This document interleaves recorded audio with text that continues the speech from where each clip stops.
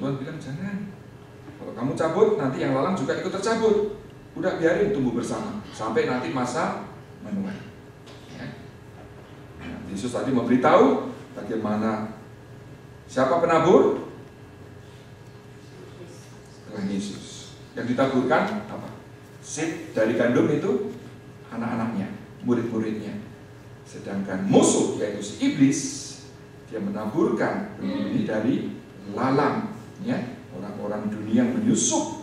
Mereka mengaku sebagai orang Kristen, mereka yang ke gereja, mereka yang bahkan ikut memuji Tuhan, mereka yang bahkan sudah dibaptis, tapi ternyata mereka lalang. Nah, Tuhan tidak izinkan pembersihan terjadi hari ini, saat ini. Tuhan bilang apa? Tunggu sampai nanti masa menuai, yaitu akhir zaman, di mana Yesus datang kedua kali, malaikat-malaikat diutus untuk menuai. Mereka yang lalang akan dibakar, sedangkan yang gandum kumpulkan masuk ke dalam kerajaan Allah. Nah, saudara, apa sih karakter dari lalang itu yang perlu kita pelajari untuk menjadi refleksi dari kita, supaya kita tahu apakah aku ini termasuk gandum atau lalang, aku ini orang Kristen sejati atau palsu. Saudara, karakter yang pertama, lalang itu mirip sekali dengan gandum. Menurut Easton, ya, 1897 Bible, jenis lalang yang disebutkan di sini di Matius 13 itu Lolium temulentum dalam bahasa Latinnya. Saudara, dilihat dari mata biasa mirip sekali, saudara, saat benih, ya, sampai bertumbuh. Baru setelah berbuah itu kelihatan. Yang gandum ada bulir, saudara, ketika buahnya dibuka, tapi lalang kosong. Jadi mirip sekali lalang dengan gandum. Nah, orang Kristen aspal juga mirip dengan yang asli. Nah, ini justru yang sulit. Kalau mereka terang-terangan bilang, aku tidak percaya sama Yesus, aku tidak percaya tentang surga, itu jelas. Kita tahu, oh itu berarti memang menolak. Tapi orang Kristen palsu, saudara, ditanya, kamu percaya Yesus? Oh iya, percaya. Ke gereja enggak? Iya, ke gereja. Bahkan orang ini pun bersedia dibaptis, saudara. Tapi saudara,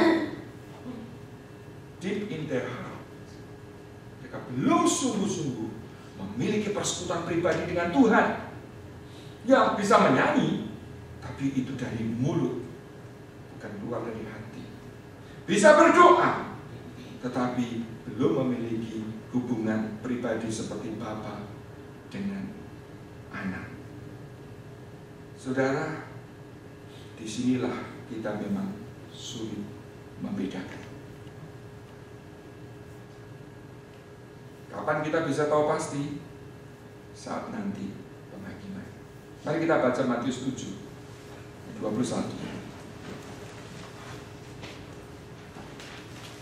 Dua ayat yang menyedihkan, saudara, tapi itulah realita tentang orang-orang Kristen yang palsu. Matius 7 ayat 21 sampai 23.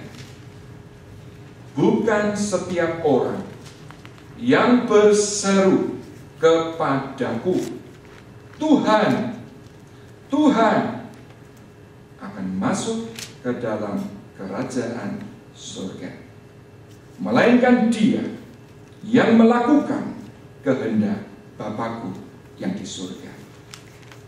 Pada hari terakhir, banyak orang akan berseru kepadaku, Tuhan, Tuhan, bukankah kami bernubuat demi namamu dan mengusir setan demi namamu dan mengadakan banyak mujizat demi namamu juga? Pada waktu itulah aku akan berterus terang kepada mereka dan berkata, aku tidak pernah mengenal kamu, enyahlah daripadaku, kamu sekalian membuat kejahatan. Saudara, menyedihkan. Orang ini bukan cuma ke gereja. Orang-orang ini melayani, saudara. Bisa bernubuat, bisa mengusir setan pakai nama Tuhan.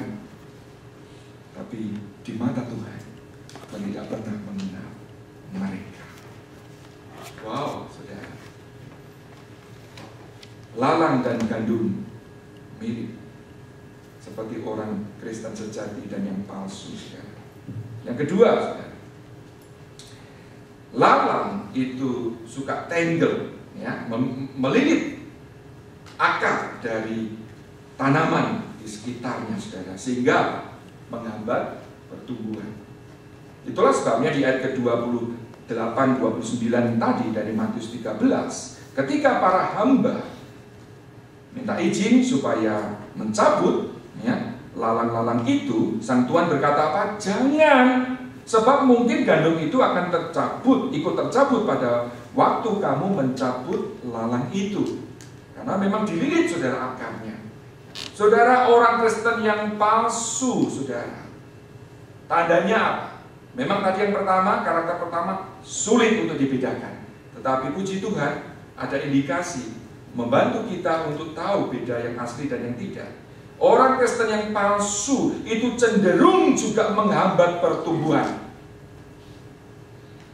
Sehingga apa? Sebisanya orang-orang Kristen sejati ini di-discourage, saudara, untuk tidak grow di dalam Tuhan.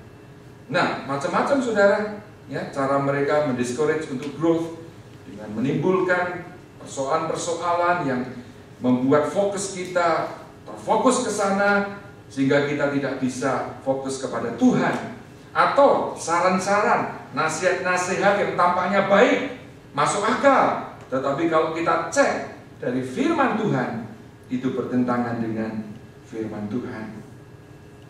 Saudara, mungkin yang masih mengikuti perkembangan di Indo seperti yang saya lakukan, saudara mendengar tentang pernikahan Joy Tobing. Tahu siapa Joy Tobing? Tidak ada yang tahu. Elizabeth mungkin tahu. Ya, itu juara Indonesian Idol, saudara. Ya. Tapi minggu ini, saudara, atau minggu kemarin, ya, ketika kami membaca, aduh sedih, saudara. Ya. Dia tanggal 1 Maret kemarin menikah dengan Daniel Sinambela. Yang membuat kami sedih apa? Bulan Oktober mereka berkenalan di gereja, saudara. Daniel Sinambela masih berstatus suami dan istri yang sedang mengandung dan sudah punya 2 anak. Mereka jatuh cinta satu dengan yang lain. Keluarga Joy sudah mengingatkan, itu pria sudah bersuami. Nggak mau dengar, saudara, lari. Baru tanggal 14 si Daniel mengajukan cerai, 14 atau 17 Februari, tanggal 1 Maret kemarin tiba-tiba menikah. Padahal mestinya di hukum Indonesia tunggu 14 hari sampai naik banding. Yang membaca sedih apa? Di berita itu ketika di hadapan press conference, si Daniel bilang, Joy membuat saya lebih dekat pada Tuhan.